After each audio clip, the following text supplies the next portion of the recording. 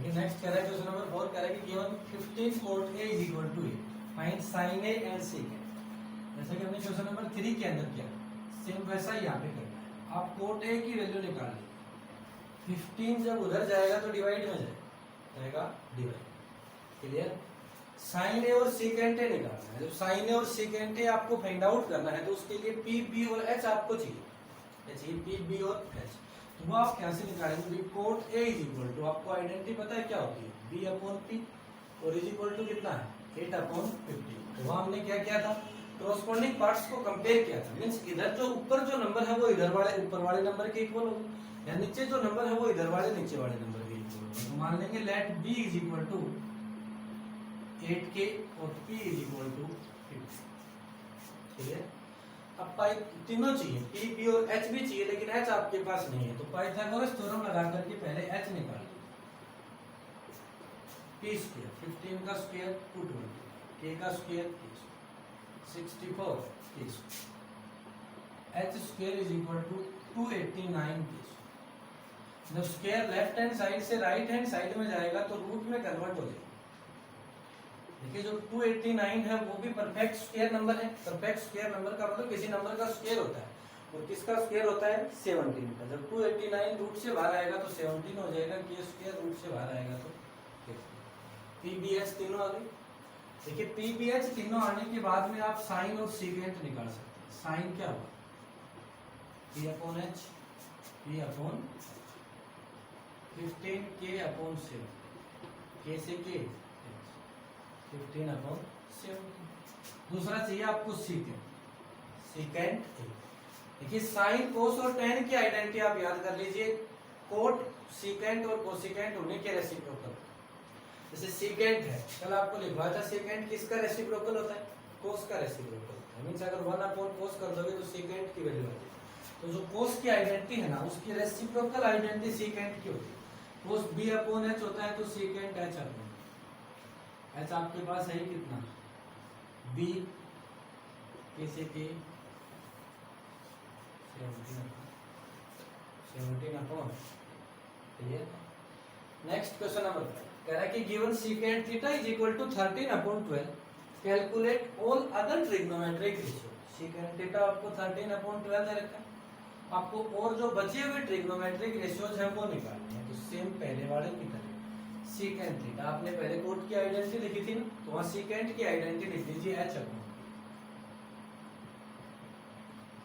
13 upon. Corresponding parts को compare करके H और B निकाल लीजिए। H इज इक्वल टू 13 की and B is equal to, H is equal to 13, B is equal to 12। Pythagoras theorem लगा करके P की वैल्यू निकाल लीजिए। H square is equal to P square plus B, 169 K square plus 144 K square को इधर ले is equal to P square, minus करेंगे तो क्या हो जाएगा 25 K square is equal to P square. अब देखिए साइड्स को इंटरचेंज कर लीजिए, मीन्स P स्क्वायर को इधर ले आइए और 25 K स्क्वायर को।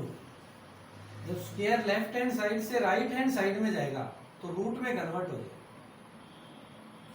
25 रूट से बाहर आएगा तो 5 और फिर K स्क्वायर रूट से बाहर आएगा तो ये आपके पास बचेगा 5A बचेगा 5।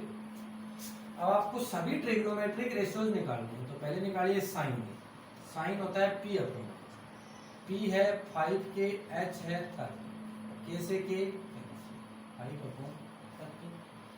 दूसरा आपको निकालना है कोस के, तो B अपॉन H, B है 12K, H है 30, K से K कैंसिल 12 अपॉन 30। अगला है टेन, टेन होता है P अपॉन B, तो P है 5K, B है 12, K से K कैंसिल 5 अपॉन 12। इससे अगला है कोट। कोट तो टेन का रेसिप्रोकल ही होता है, B upon P 12K upon 5 equal to 12 upon. Last है कोसिकेंट। कोसिकेंट साइन का रेसिप्रोकल होता है, साइन P अपॉन H, तो ये H अपॉन P। H कितना है 13 के, P कितना है 5, K से K कैंसिल 13 अपॉन। 1 2 3 4 5। तो सीकेंट के अलावा, सॉरी ए नहीं, इसके आगे एंगल थीटा दे रखा था, तो सभी के आगे थीटा। ये सीकेंट थीटा के अलावा जो भी ट्रिग्नोमेट्रिक रेशियोज बचे हुए थे, टोटल 6 ट्रिग्नोमेट्रिक रेशियोज होते हैं, तो सीकेंट के अलावा हमारे पास 5 और बचे हुए थे, उन पांचों की जो वैल्यू है वो ये।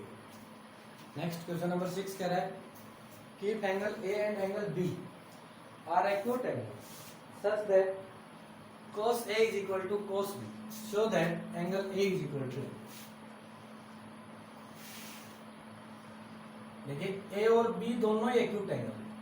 अभी राइट एंगल ट्राइंगल के अंदर एक तो राइट एंगल होता है, उसके अलावा जो दो एंगल होते हैं वो एक्यूट एंगल होते हैं। तो मीन्स A और B में से किसी को भी राइट एंगल नहीं मानना है।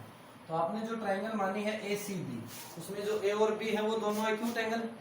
अब इसके लिए आप क्या करेंगे, आप एक बार इससे साइन कोस A निकालेंगे और एक बार इससे कोस B निकालेंगे। देखिए जब कोस A निकालेंगे तो कोस A होता है B अपॉन H। B का मतलब बेस, बेस का मतलब नीचे जो साइड आ रही है ना वो बेस क्या आ रही है, AC। H का मतलब हाइपोटेन्यूज। क्लियर।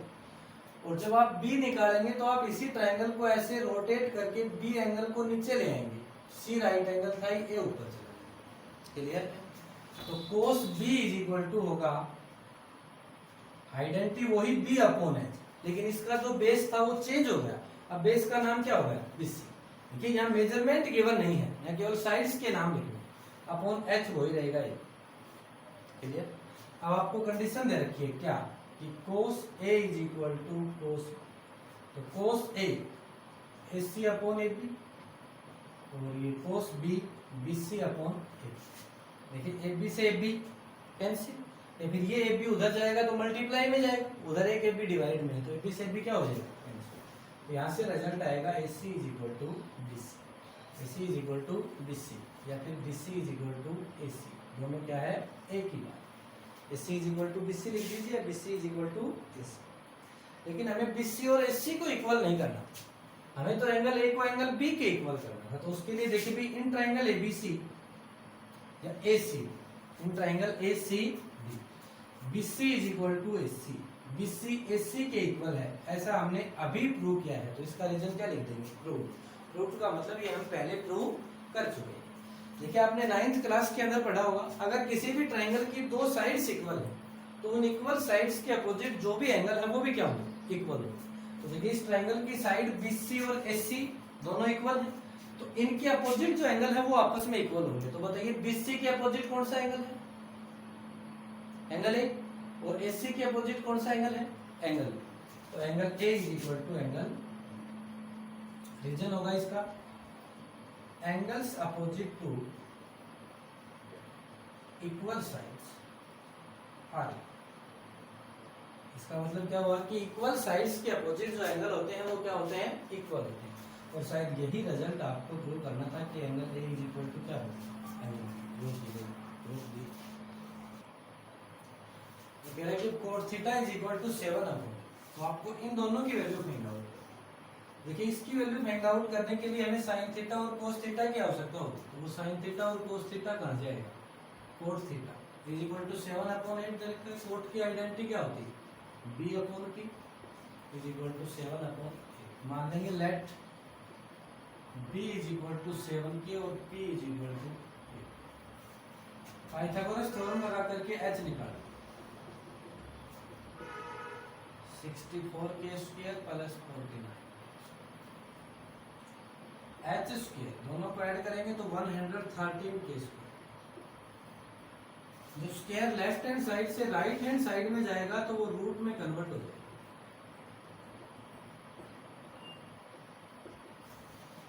रूट में कन्वर्ट होगा तो 113 तो परफेक्ट स्क्वायर नंबर नहीं है, वो तो रूट के अंदर ही रहेगा। लेकिन जो k स्क्वायर है वो एक परफेक्ट स्क्वायर नंबर है, वो रूट से बाहर आके k होगा।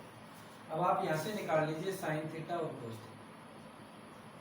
साइन क्या होगा, p अपॉन h, p कितना है 8k, h कितना है √130, 8 अपॉन √130। दूसरा आपको cos थीटा भी चाहिएगा, cos थीटा क्या होगा b अपॉन h, तो b कितना है 7k, h कितना है √130 कैसे के 7/100 क्लियर। अब देखिए आपको इन दोनों की वैल्यू फाइंड आउट करनी है। तो फर्स्ट वाले पार्ट में क्या है 1 plus sine theta into 1 minus upon 1 plus cos theta into 1 minus 1 plus sine theta 8/√100 1 minus sine theta 8/√100 1 plus cos theta 1 plus 7/√100 1 minus 7/√100। ऊपर वालों से जब मल्टीप्लाई करोगे तो आपके पास आइडेंटिटी लग रही है a plus B into A minus B क्या होता है A square minus B square 1 का स्क्वायर 1 माइनस बी स्क्वायर 64/100। नीचे वो आइडेंटिटी लग रही है a प्लस बी और a minus B 1 minus 49/100 LCM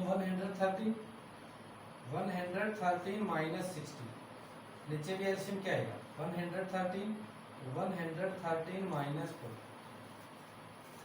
देखिए जब 113 में से 64 को माइनस करेंगे तो 49 बचेगा अपॉन 113 है और 49 को माइनस करेंगे तो 64 49/113 जब मल्टीप्लाई में आएगा तो रेसिप्रोकल ये इज इक्वल टू 49/60 इसी के सेकंड पार्ट में आपको निकालना है कोट स्क्वायर थीटा। तो क्या मैं कोट स्क्वायर थीटा को कोट थीटा का स्क्वायर लिख सकता हूँ दोनों एक ही बात, क्योंकि जब कोई अलजेब्रिक प्रॉपर्टी लगाएंगे तो बताया था वो ट्रिग्नोमेट्रिक रेशियोज के ऊपर लगेगी एंगल के ऊपर नहीं लगेगी। तो आप इसका दोबारा से स्क्वायर करोगे तो कोट का स्क्वायर होगा थीटा का स्क्वायर नहीं होगा। तो कोट थीटा कितना है 7/8 इसकी वैल्यू पुट कर दीजिए 7 का स्क्वायर 49 8 का स्क्वायर 64 49/60